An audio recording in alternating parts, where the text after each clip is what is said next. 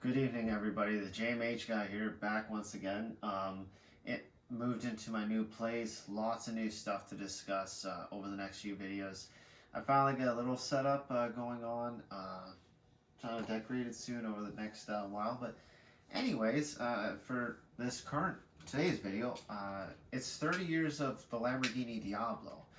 Now, the Lamborghini Diablo is what got me into cars in the first place, ever since I was 3.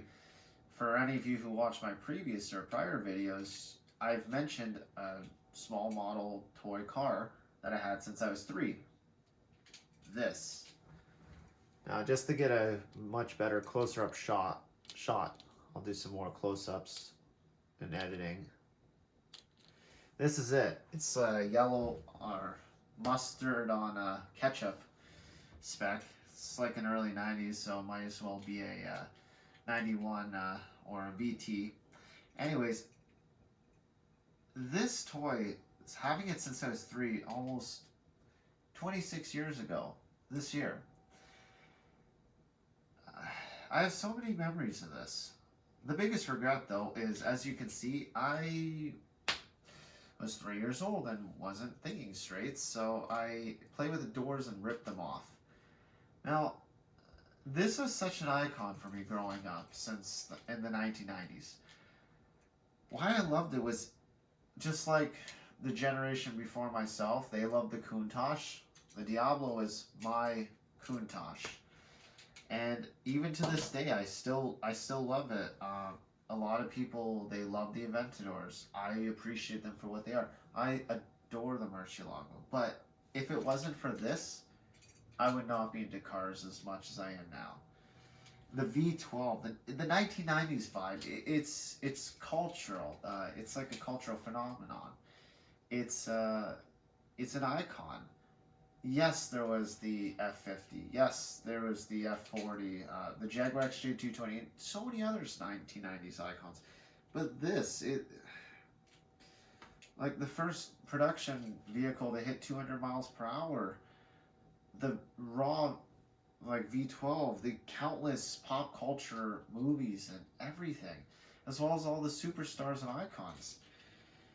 Everything from the original 1991 to the 2001 6.0, like after following Audi's takeover. It's really surreal.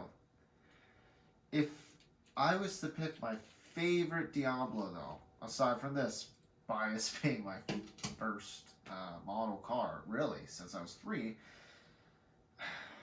I would have a Roadster. If I had the money, I would get a 1999 Millennium Edition Roadster.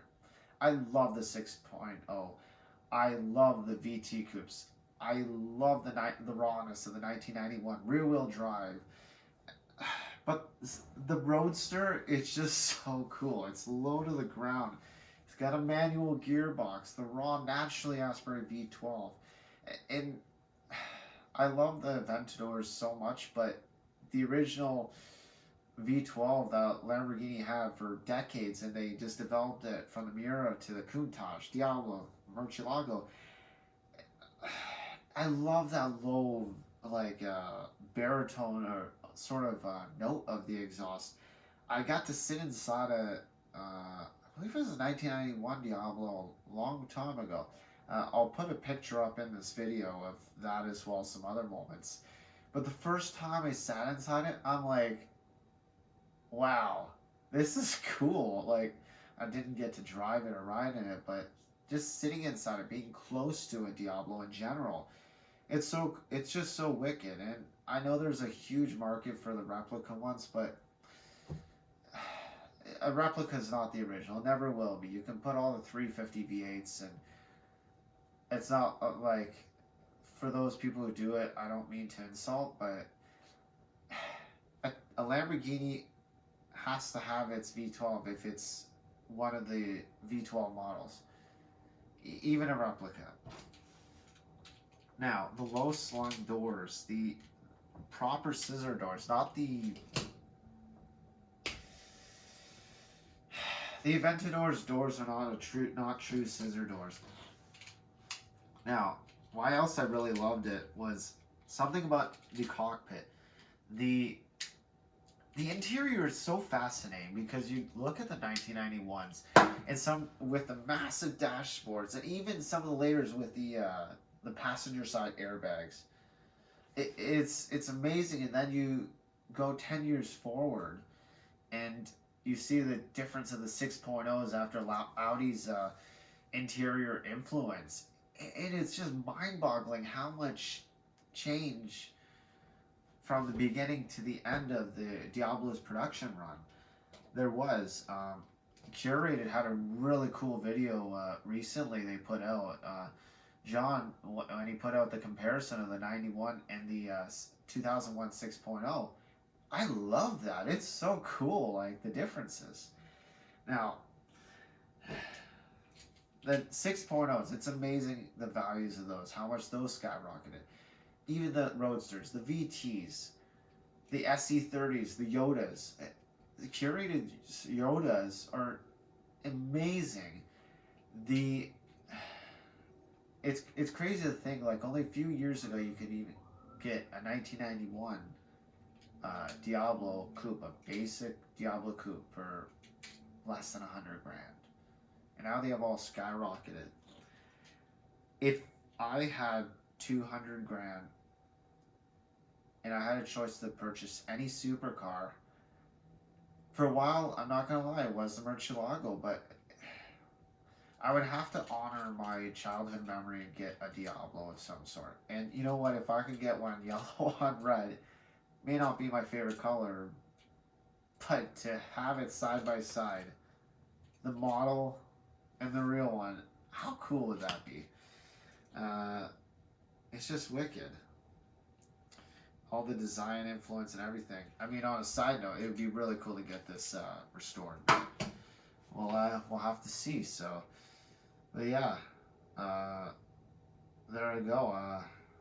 My love for cars, background stuff, the neighborhood, and yeah. I just can't take my eyes off that. I've shown so many of my other model cars, and it's kind of like, it's amazing. No matter what it is, cars, whatever you're passionate about, like the first thing that got you into it, if you were fortunate to still have it or you think about it, you have memories of it, it's just memorable, sentimental. And I think that's why I have such a close attachment. Because if it wasn't for this, I don't know what I would be into as much as I am with cars. So, one day, if I'm fortunate, maybe one day. But until then, like, just having the very item that got me into the industry. As I mentioned, I moved because I got a new job. I'll share more about this in a next video, perhaps. But yeah, it's crazy. It's memorable. It's timeless, and it's really bittersweet. It's hard almost not to cry, but like, they'll never make cars like this again. And of course, the future technology progression. Every generation has its legend, as movie quote. I'm a big movie junkie, but they'll never make cars like this again. Sure, there'll always be icons of every generation, but there will never be another Lamborghini Diablo with a V12 or anything. And we gotta cherish these, like, icons while we can, because one day a car is a car, and eventually they will rot if they're not taken care of. So, anyways, I'll close it up by doing some beauty shots, unless I did it before, but we'll see. But yeah, once again, I want to thank everybody who has watched this. It really means a lot. And if you're new, please consider subscribing, liking, sharing, notifications even, because I'd love to share more, another segment, car stories and everything that I have planned going forward now that I have my setup. But yeah, thank you very much, and till the next video. Yeah.